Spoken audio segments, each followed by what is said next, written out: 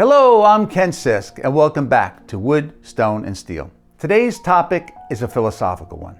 I will be stealing this thought from my friend Andy Marshall. He is the preeminent photographer of historic structures throughout the United Kingdom and has dedicated his career to creating a visual record of these historical buildings and structures. Andy graciously agreed to be part of the Wood, Stone, and Steel film crew when we were in the UK earlier this year, and immediately became a valuable member of the team. His knowledge of both architecture and history enhanced the entire production. Andy often speaks about continuity. His idea of continuity is that people long for a connection with the history of their built environment. We appreciate these types of memorable structures because they provide us with a touchstone. These buildings are part of the fabric of the towns and places we live in. They provide us a common historical and visual setting that ties the community together. Therefore, it creates continuity. We were in Canterbury and Salisbury earlier this year. Both of these cities are good examples of buildings and squares that people admire and resonate with. There's no wonder as to why these types of cities are visited so often by people all over the world. These towns and cities provide both a feeling of permanence and historical continuity. Now let me explain the philosophy of continuity in the wood, stone, and steel world. This concept has been ruminating in my mind for a couple of years now. I think the best way is to start with what I call wild nature. This would be an unadulterated forested area. This space would have grown organically. Trees, grasses, ferns, flowers would have arranged themselves naturally over millennia. This is what I will refer to as its natural state. You can find examples of this natural setting in forests of state and federal parks of the United States. Yosemite is a great example of this. With its pristine natural environment, large old-growth trees, granite cliffs, waterfalls, streams, lakes, mountains, meadows, even glaciers. Humans love to manage and alter their own natural habitats to suit their needs and desires. In the built environment, we often call it landscaping. This is where we regrade the land and contour it in accordance with our grand plan. We then take natural materials, arrange them to our liking. We install trees where we want, add shrubs, flowers, and grass in an arrangement that we prefer. An example of landscaping would be the gardens of Fontainebleau in France. We were there in September of this year and witnessed firsthand how humans can create such an awe-inspiring environment. Fontainebleau contains over 130 hectares or 320 acres of park and garden. The grounds consist of 4 main courtyards, 3 gardens, and a park. Diana's Garden and the English Garden are English landscape styles designed under the rule of Napoleon I, while the Grand Parterre offers a totally different experience. The Grand Parterre of Fontainebleau is actually the largest in the world at 14 hectares or about 35 acres. Right past this is the Bassin des Cascades and Henry IV's Grand Canal, which is about 3/4 of a mile long. The next item is hardscaping.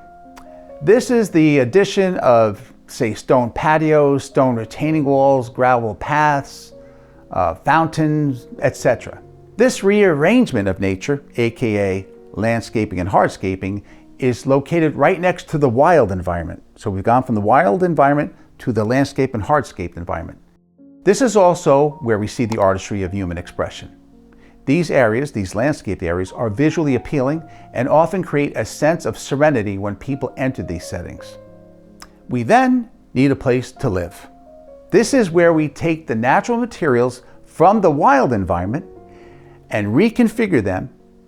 We use the stone for the foundation of our structure or even the entire facade. St. Paul's Cathedral in London is a good example of reconfigured natural materials. The present structure, which was completed in 1710, is a Grade 1 listed building designed by Sir Christopher Wren, one of the most famous architects in the world. It's in the English Baroque style as far as its architecture. They used natural stone for the foundation and throughout the entire structure. Here is an isometric drawing with a cut-through to show the use of stone throughout the building. This drawing alone took about 5 years to complete, from 1923 to 1928.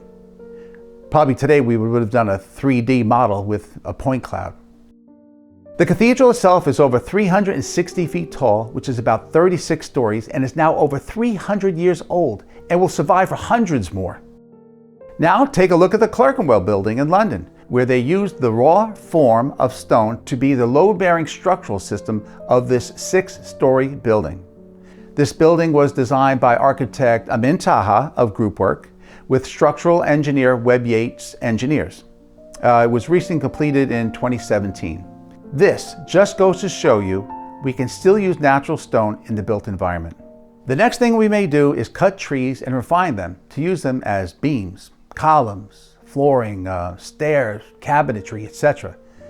This is another area where we see the expression of humankind's artistry. We add artistic details to the wood trim, the cabinetry, built-ins, stairs, and even cooking utensils. Jack Badger out of Old Glossop in the United Kingdom shows us what is possible with natural wood, and especially quarter-sawn oak. They can do anything with wood, from raised wood paneled walls to Gothic-style period doors, and even a coat of arms. When you live in structures made mostly of natural materials, you feel a connection to the natural world.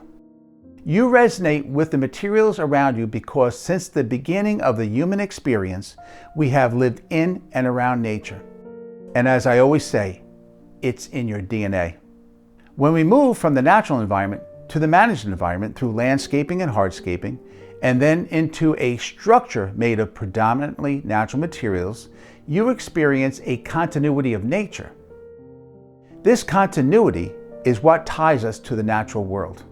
This is what wood, stone, and steel is all about. It's about a more human way of building, a more human way of living. So please hit like and subscribe so I can bring you more of what wood, stone, and steel is all about. We are planning our future schedule of episodes and would like to hear from you. That's right, you. Let us know what buildings, places, cities, or towns you think we should visit and the reason why. Let us know down in the comments section below. We would really appreciate it. So, see you next week with another thought from Wood, Stone, and Steel.